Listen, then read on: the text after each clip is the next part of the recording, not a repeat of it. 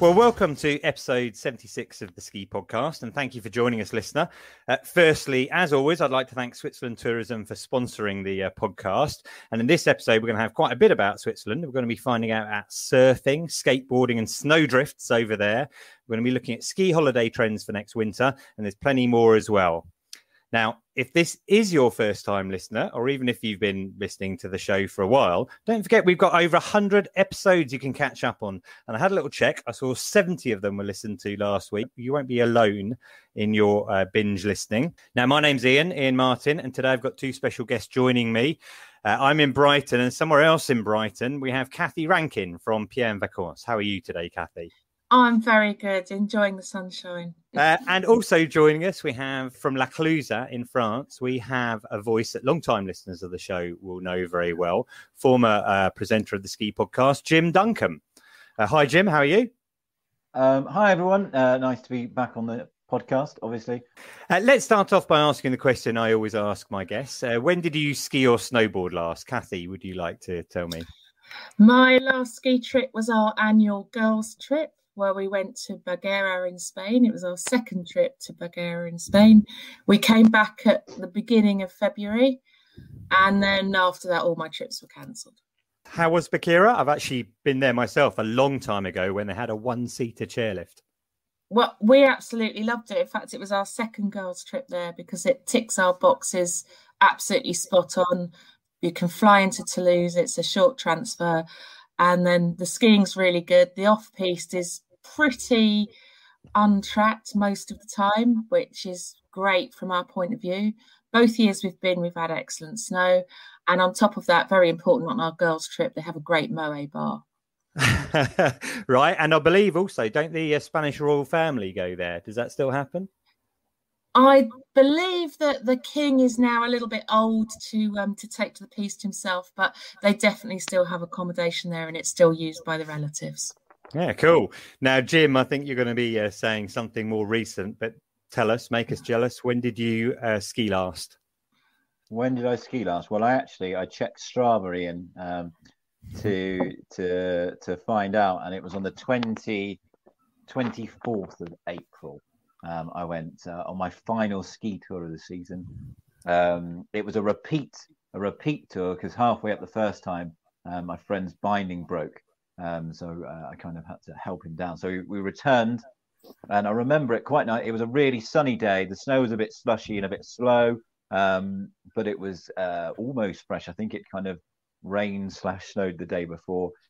We toured up for about 3 hours and had a nice picnic on the top. On the way down, I was looking after my friend's dog because he was away. This dog's a very dedicated dog when we go touring, and doesn't like to leave my side. And to the point where it runs in front too much, and eventually the inevitable happened, and it took me out on my way down. Right. I mean, that sounds brilliant in all respects. I think I remember seeing some photos of that. 24th of April, there was snow until quite late. Were you tempted to try a bit of, May ski touring as well? I was tempted. I couldn't persuade anyone to go with me. I nearly when La Balme opened for a weekend, I nearly went touring then because I was sulking because I didn't get a free ticket. But do you know what? I've just been climbing a lot. That's I just switched my obsessions. I wanted to go skiing a lot, but I decided I'm just going to get back into climbing, so I did that instead. Right. Okay. Well, I mean, there's so much to do in the Alps, and we're going to find out a little bit more about that later.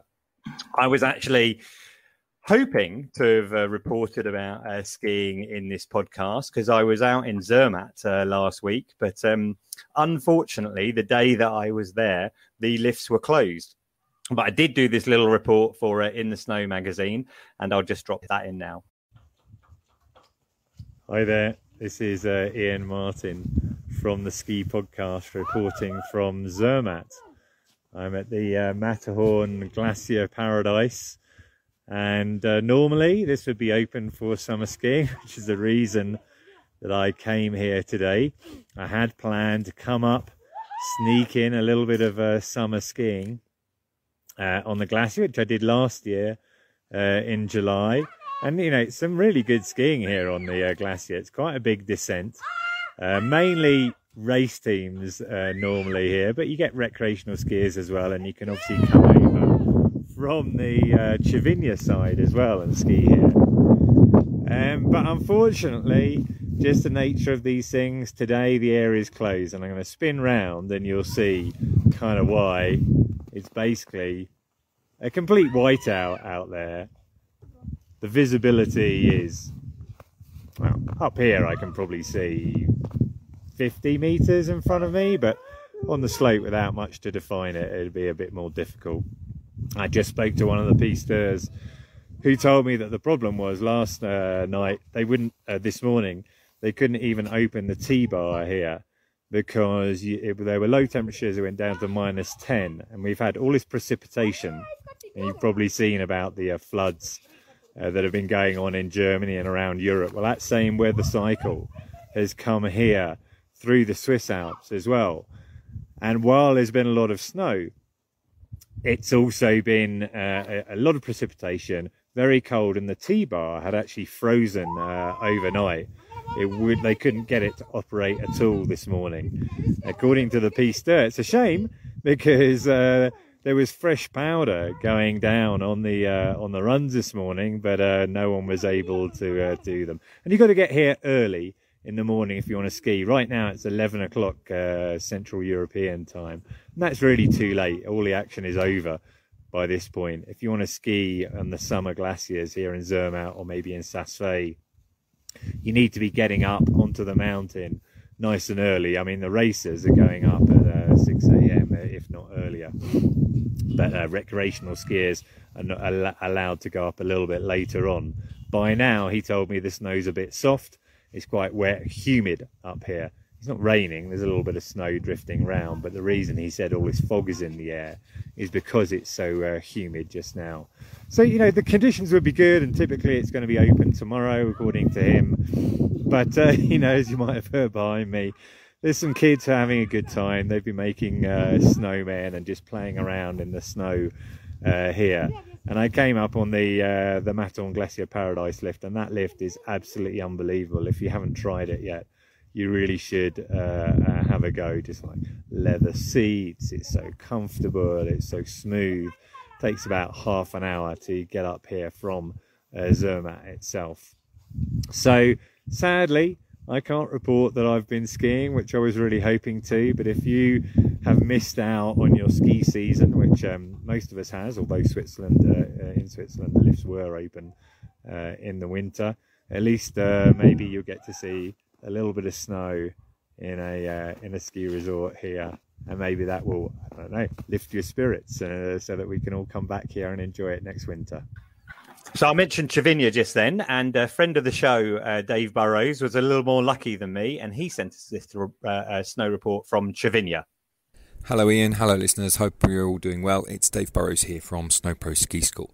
I've been up on the Zermatt Glacier for the last couple of weeks running some ski summer camps, and for the few days that we have managed to get up on the glacier, the conditions have been absolutely brilliant. There's loads of new snow up there, and the snow is, and the glaciers are generally in really good condition, and most of that is due to this kind of quite wild weather system that we've been having going through the Alps for the last 2 or 3 weeks. It's just been it's been causing carnage. You know, the lakes out here are flooded. There's floods all over Europe. The lakes are overflowing in Switzerland, and that's meant that the glaciers are receiving quite a lot of fresh snow, and generally everything's been getting an absolute soaking. It's been really quite an odd start to the summer here in Switzerland. Although the days that we were up on the glacier, the conditions were, like I said, in absolutely brilliant condition. The piste are firm, loads of new snow, really good condition. I noticed that Saas-Fee also opened this weekend. The footage and stuff that I've seen from my friends who ski up there are also indicating that there's plenty of snow on the Saas-Fee glacier, and it's in really good condition as well. So anyone who's getting the chance to ski this week is going to be doing so under some nice blue skies with plenty of fresh snow and lovely summer glacial conditions to make up for those lost weeks that some of those kind of athletes and people on training camps will have had in the last few weeks. In terms of access to the glacier, the rules have changed slightly in Switzerland, so there's no outdoor mask mandate anymore. So when you're queuing up for the lift and stuff like that, you don't have to worry about all that sort of stuff. It's just in the enclosed helicabines on the way up on both sides. You would have to wear a mask, so it's mask in public spaces indoors, but outdoors and lift queues and stuff, it's business as usual.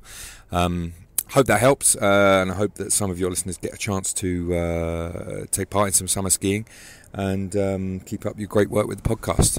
You're doing a great job as always. See you soon. So Dave was on the Cervinia side. He skied in Zermatt as well, although he was affected by the weather. Now, we don't have Katie with us today for the Battleface travel update. She's over in Mallorca at the moment, but there have been a few changes, and obviously it's so dynamic, it's changing the whole time.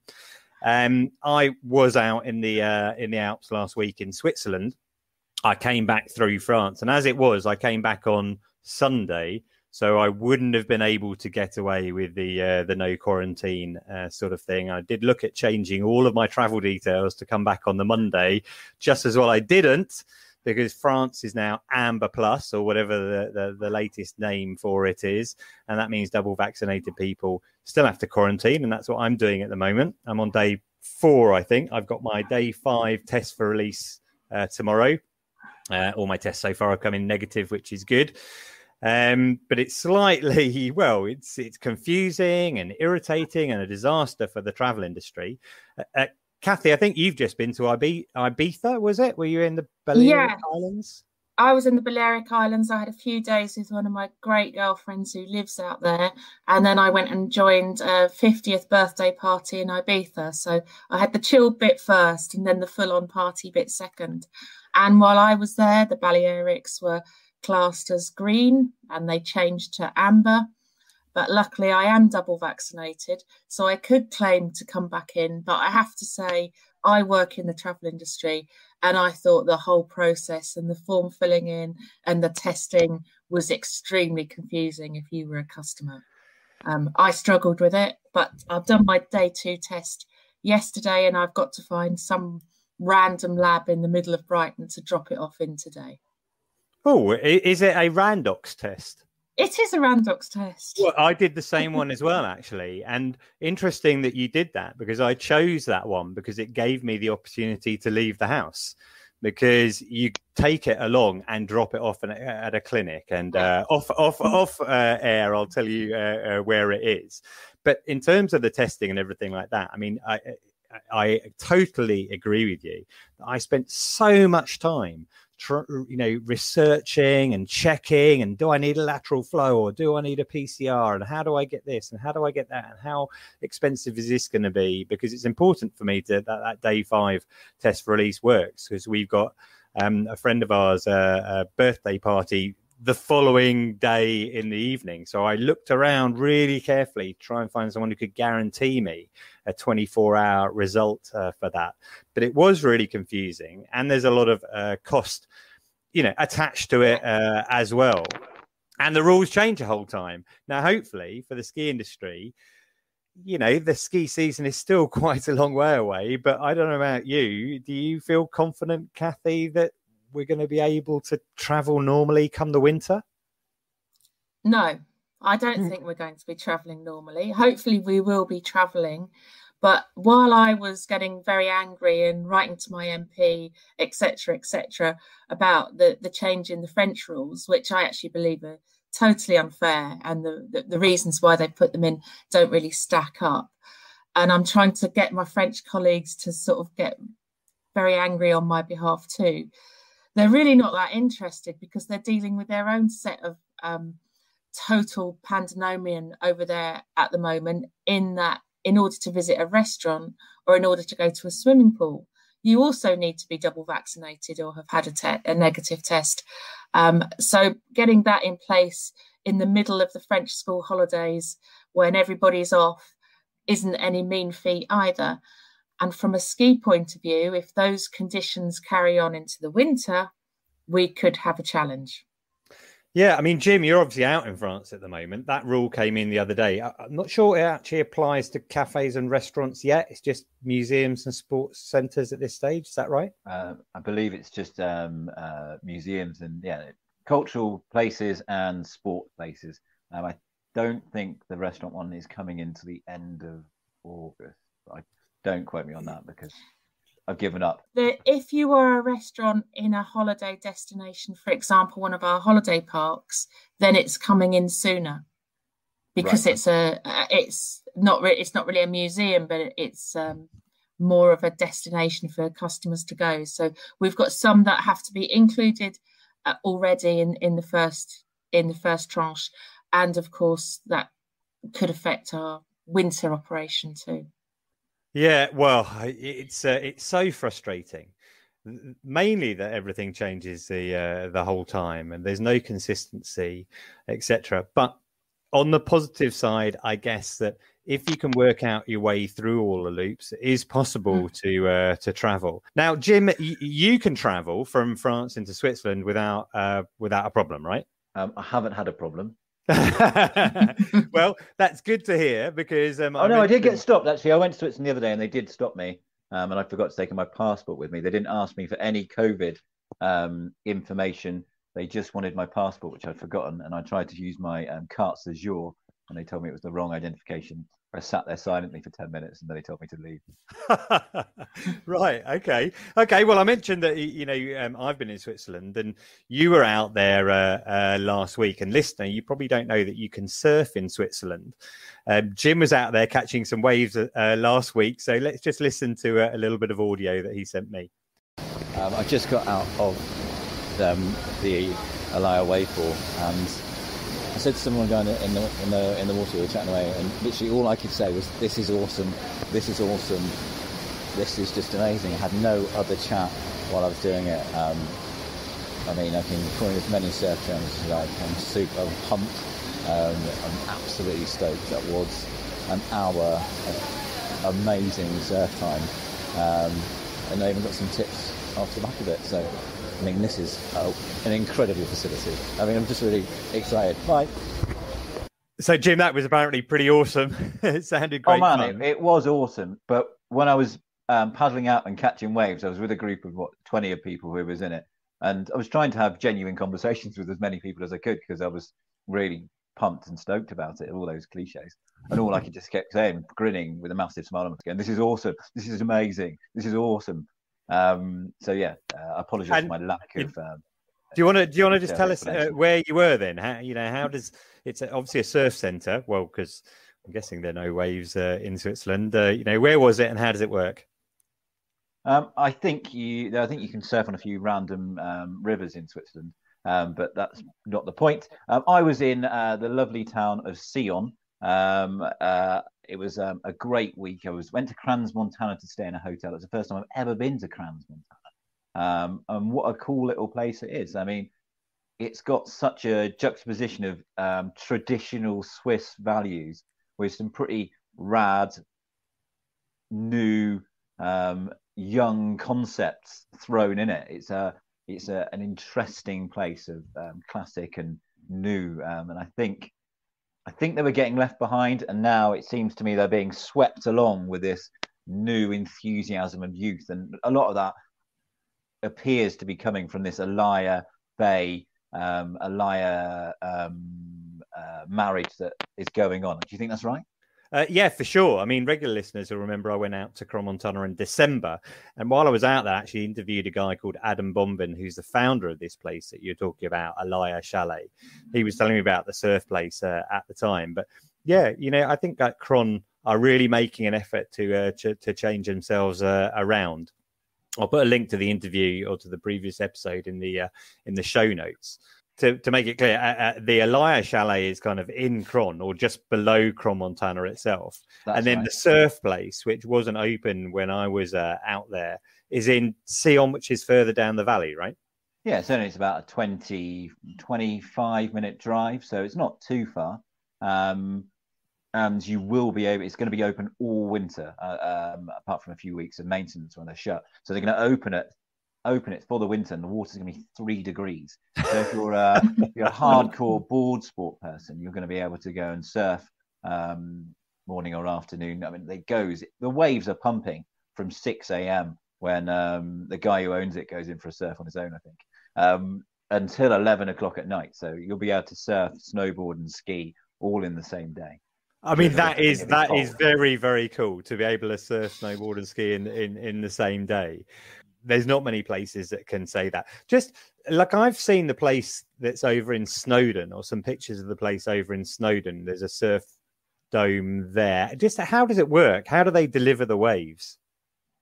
It's actually not the same as the Snowdon one. It's exactly the same technology. It's Wave Garden Technology, who are the people behind the one in Bristol. And if you want to know how good the waves are, let's put it this way. I'm from North Devon. I know a lot of surfers, and they regularly are travelling from Croyd Beach, Woolacombe Bay, where it's some of the UK's best surf, to surf in Bristol for an hour.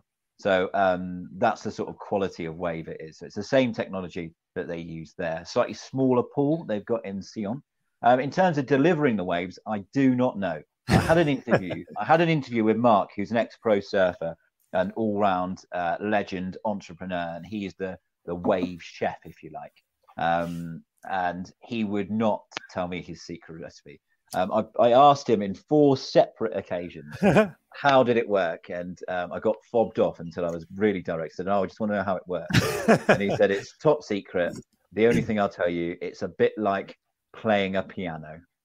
So I'm assuming that the technology is a bit, when you run your finger along a piano, it's the only musical skill I could possibly possess. I think it must be something like that, and the water drops or something comes along, and that helps generate the wave in the pool. Yeah. Okay. I can. That's quite a good way of explaining it. I think I understand that. And will it work for beginners? Will it work for beginners as well as good surfers? Do you have different amplitude of waves at different times? So there's about 5 different levels of waves, from beginner all the way up to super, expert, pro. I'm sure they've got a shorter word for it, but that's my description. Yeah, so there's different levels. So you can go in and just be a beginner on a really gentle wave. You can move up to a Malibu or an intermediate wave, and there's pro and super pro. So it can go up to like a overhead barrel. Well, that sounds amazing, and I think that some people that that would appeal. The idea that you could do a little bit of surfing out on your ski or snowboard holiday would be pretty amazing. So that's the Elia Bay, which is down in the valley, and then up near to Crans-Montana itself is the Elia Chalet. And you did some skateboarding there as well. I think when I was there, that whole skate park, the outdoor area, was covered in snow. So you also sent me a little bit of audio for that. So let's have a listen. I'm just taking a break from completely embarrassing myself in a skate park. Let me describe it. It's this massive hangar facility.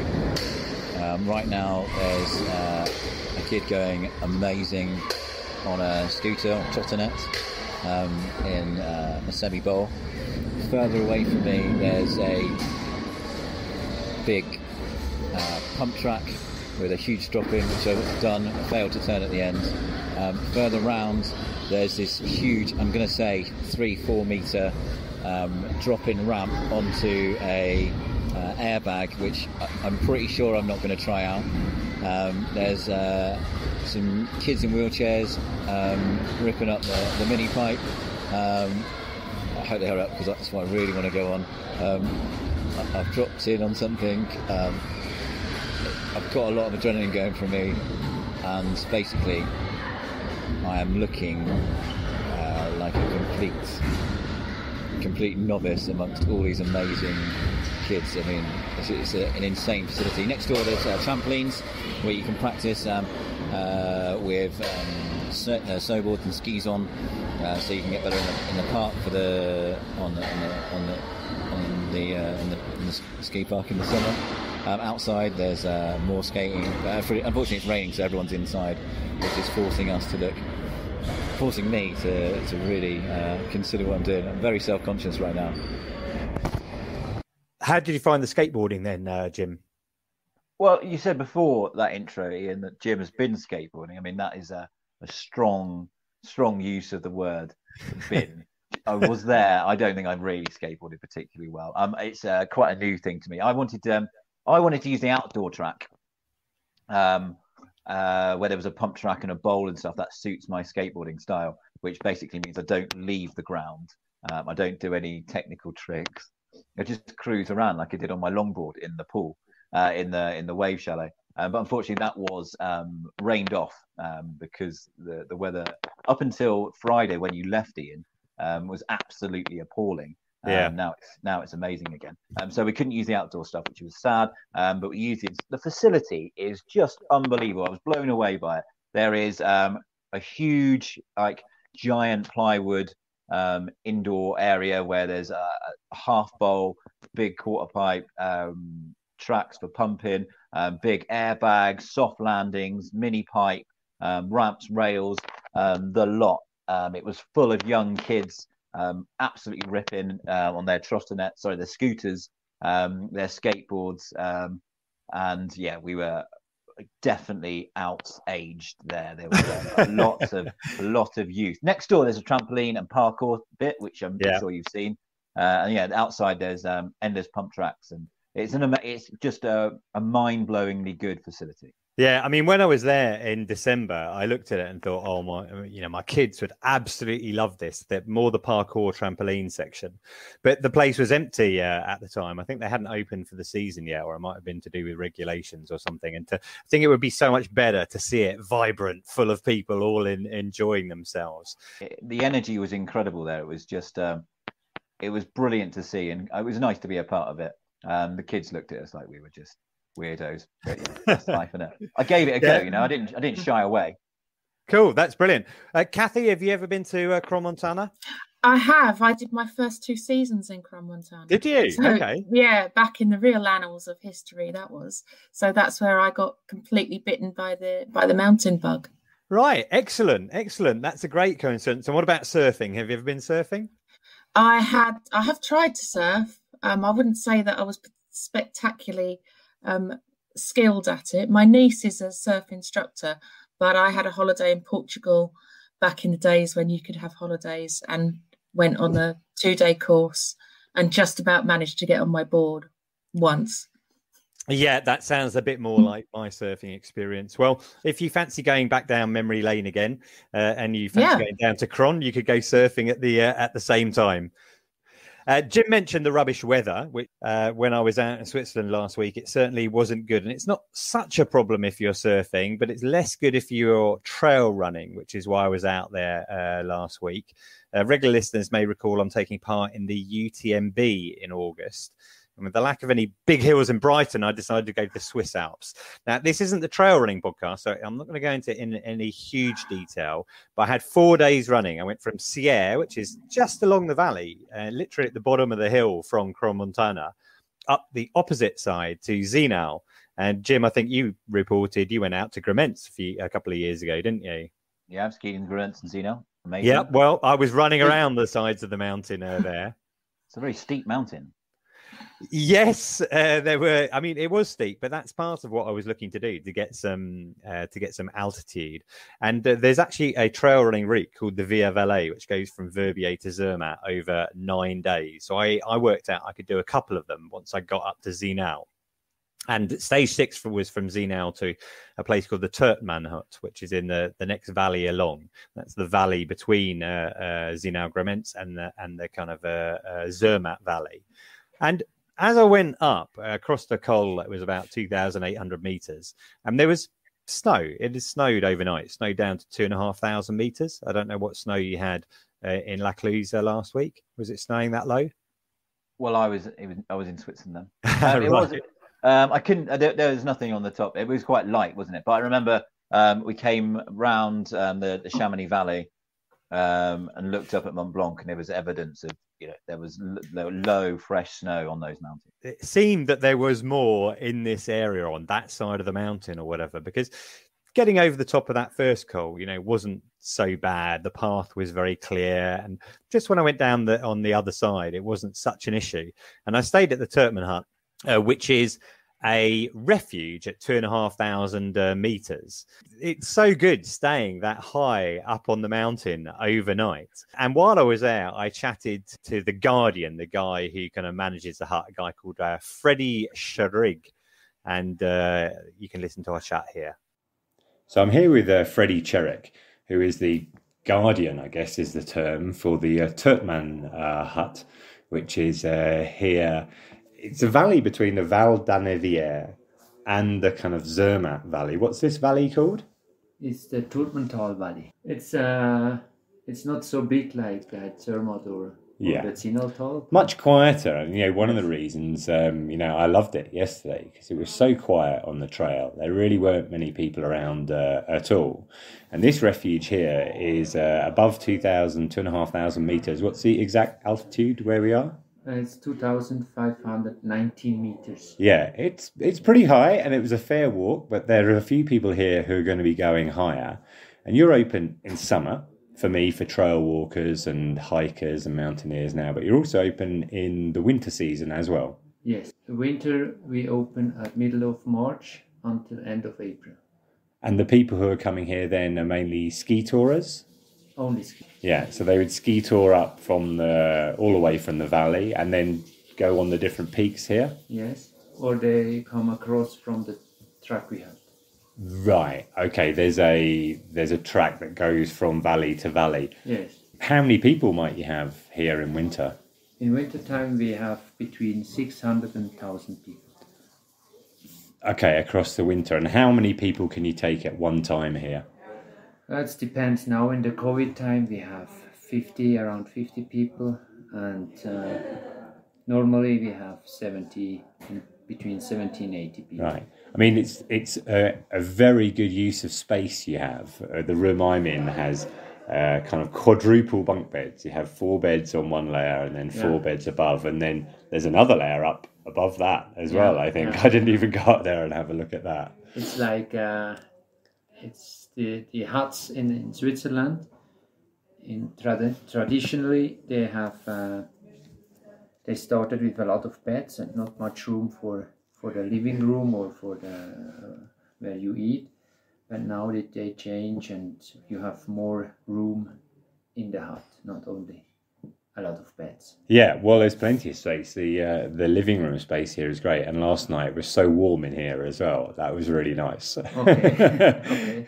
You had a nice log burner fire going, because I'd say that even though it's July, the weather has been pretty poor. Is this unusual, this weather? That's unusual, yeah. We have every season we have 3-4 days bad weather.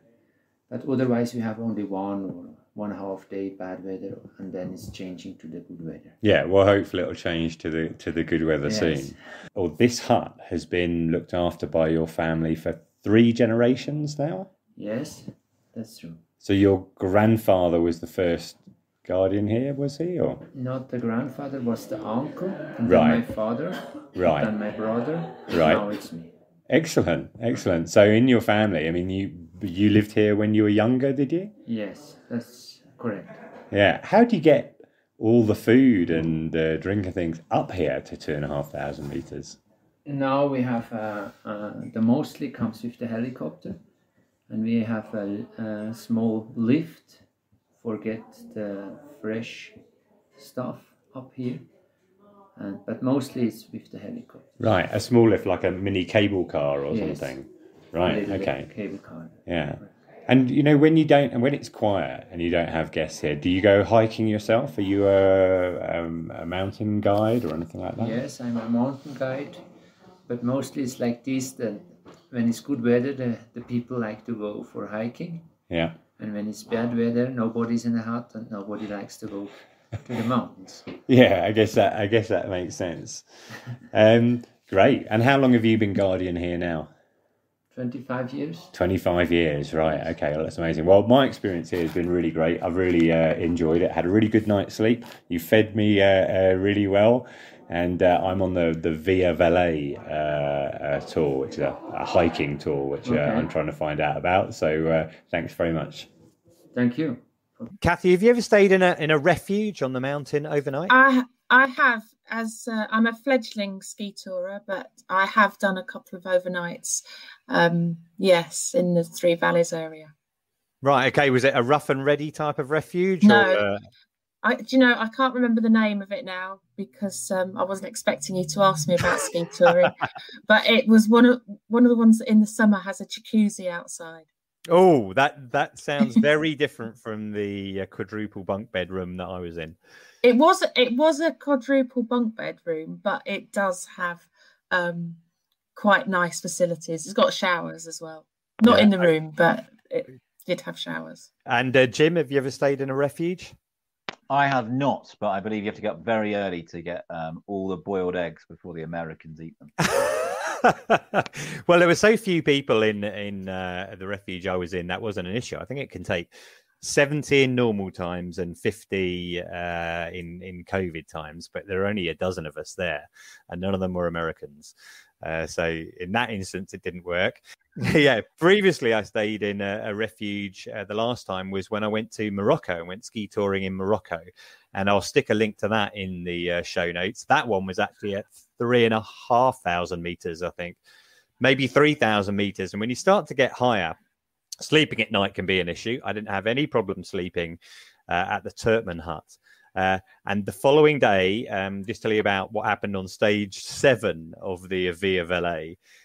You know, it had snowed a couple of days before, and it snowed that night as well. So I started at 2,500 and I went up to a pass that was at 3,500 to go down into the Zermatt Valley.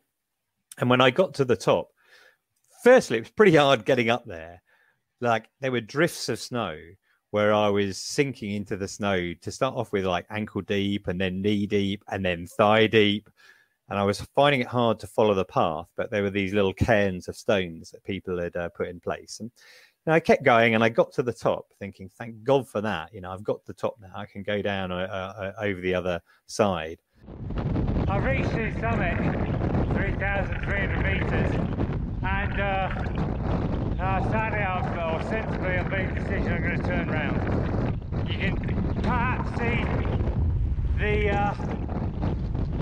marker there, and there's a steel rope which you would normally go down, and down there you might be able to see some ladders, but the cornice is built up on the ridge there, and I sort of tried to dig out the chain, but it's just too deep and it doesn't look safe. So having made it all the way up here, I'm now going to have to go back, but it's the right decision. You know, it's very, very unusual conditions for July. But there you go, let's turn around. And at the top, there was this massive cornice of snow that had built up, this big wind leg. And the descent on the other side, the first part of it involves like a chain and a ladder. And that was completely buried. And I had a really kind of close look at it. And I tried to dig out the chain a little bit. And I just decided that this was a really sketchy, really bad idea. And I had to turn around and go back down to the Turtman hut. So I didn't even get to finish that stage. But it was I think, one of the more sensible decisions I've made. It's not often I've been kind of in the high mountain like that and felt sort of at risk. I remember a couple of times I've been to La Grave, and you know, there are a couple of places in La Grave where the guide tells you, look, this is a no fall zone, you know, and that concentrates your mind when you're in that kind of situation. And I kind of got to the top there and I just thought, you know, this is just a bad idea. So sadly, I had to go back down. I didn't get to finish that. I went round to Zermatt in the end by going down to the valley. I hitched a ride from a couple of people, which is good fun. I got to Zermatt, and then, of course, the place wasn't open, as we heard earlier. So a frustrating kind of trip, but I really still enjoyed it so much, just being in the mountains again, even though it was quite surprising to have loads of snow in July. You know, very unusual, because this was that low pressure system that had caused all the flooding in Germany, just delivering a lot of snow, maybe not so much as you're saying in other areas, but in that area, you know, a very unusual amount of snow. Because when I talked to Freddie, the guardian of the hut, he said to me, oh yeah, it'll be fine to go up there. You know, there might be a bit of snow at the top. And this is a guy who's lived there for years. He seemed to think it was going to be all right. So it wasn't. So there you go. Interesting outing, and not one that I necessarily want to repeat. But I do want to get out into the Alps again. And with next season in mind, we touched on it. Cathy, you work for Pierre Vacances. I wanted to ask you about a couple of kind of changes and trends in the industry. I wondered whether you think that we're going to see an even more developed interest in self-catering apartments this winter. With the decline of chalets because of the difficulties of employing people and the kind of COVID issues, are we going to see even more self-catering?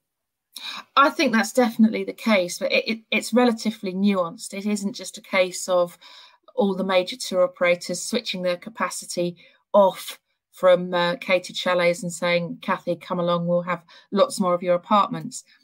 As the salesperson, that would make my life very easy if they did, but it's sadly not quite as straightforward as that, because all those beds that people have been sleeping in chalets, they're still there.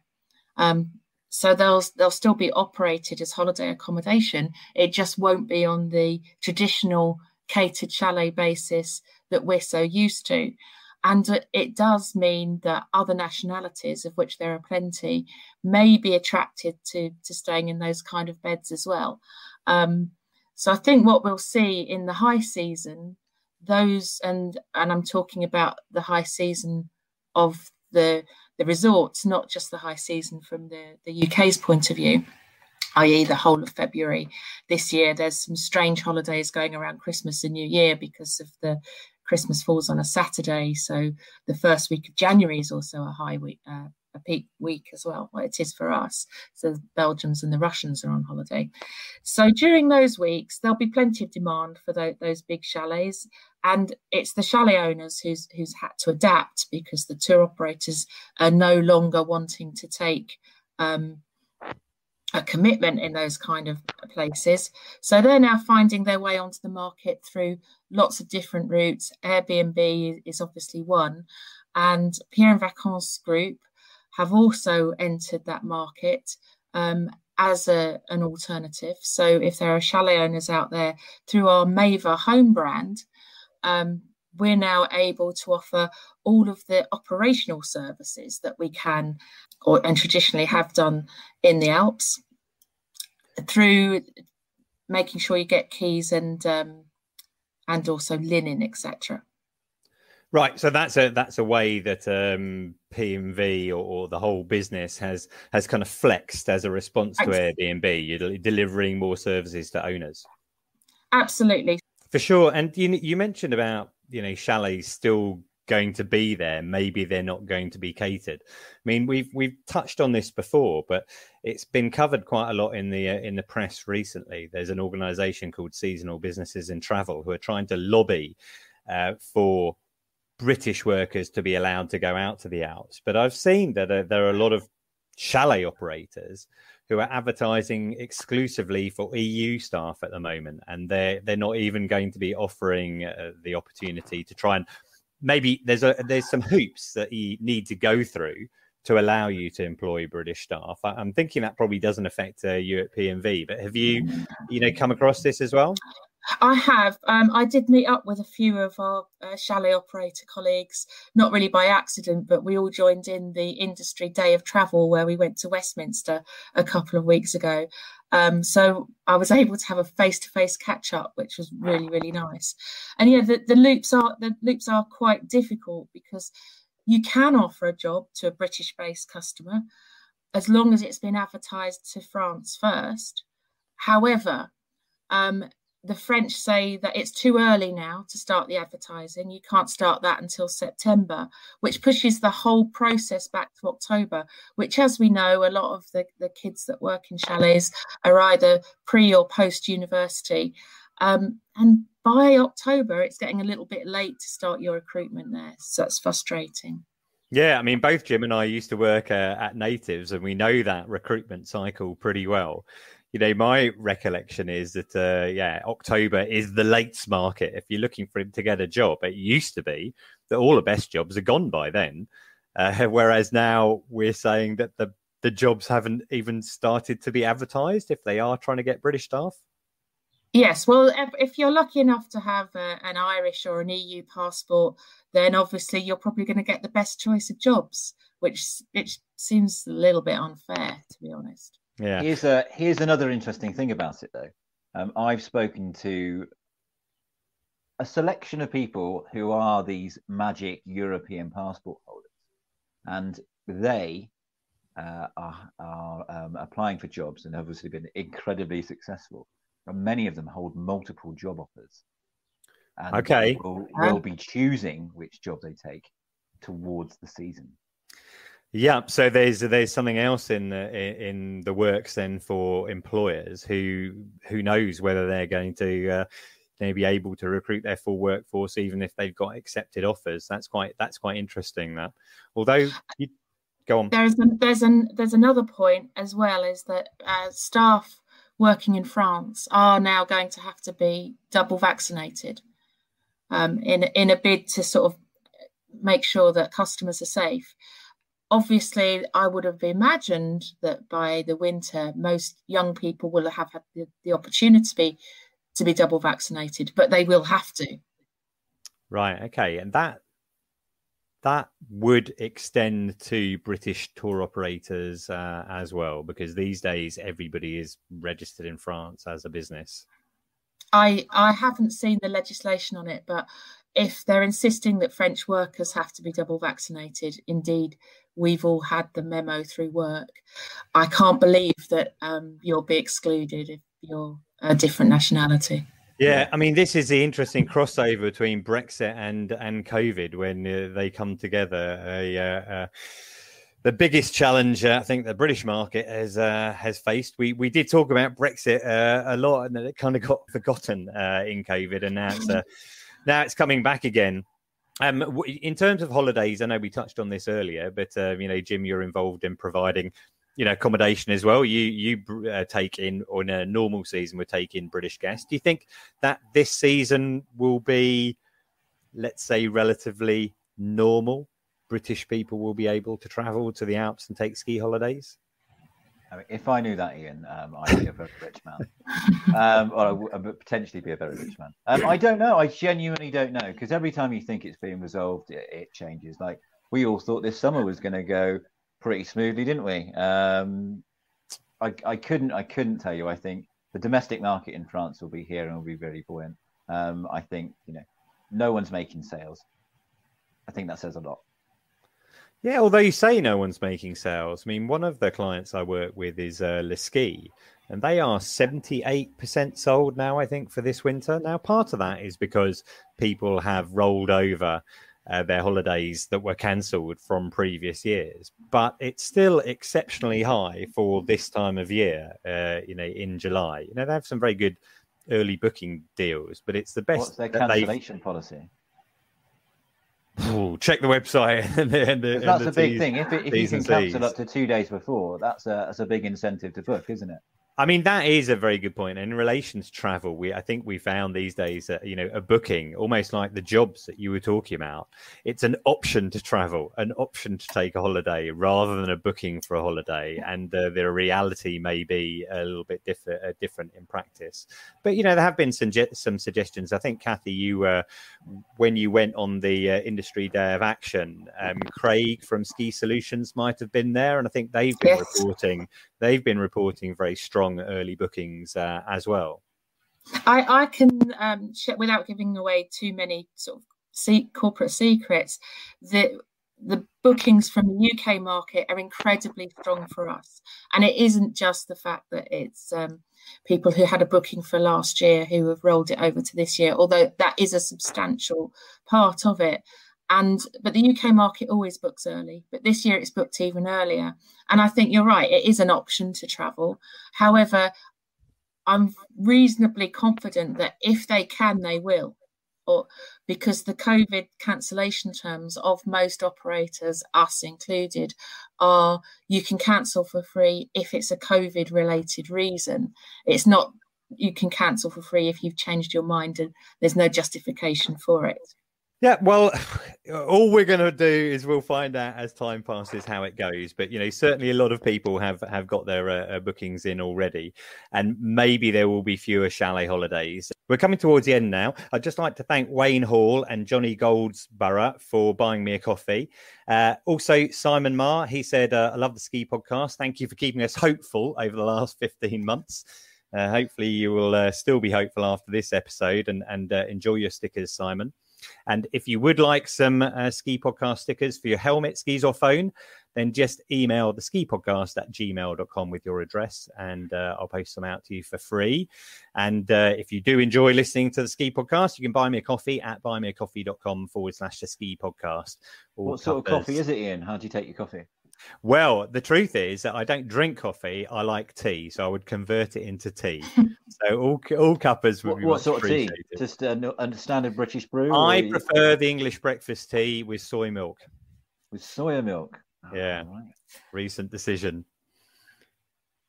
Also, if you've got any questions or suggestions for the show, the email address again is theskipodcast@gmail.com.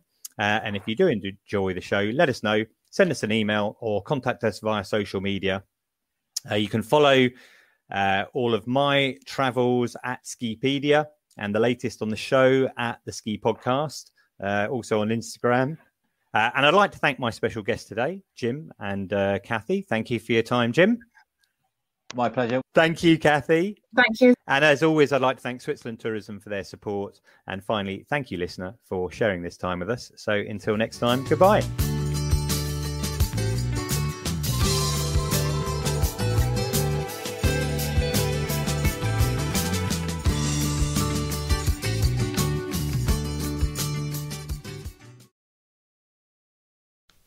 Well, the secret is out.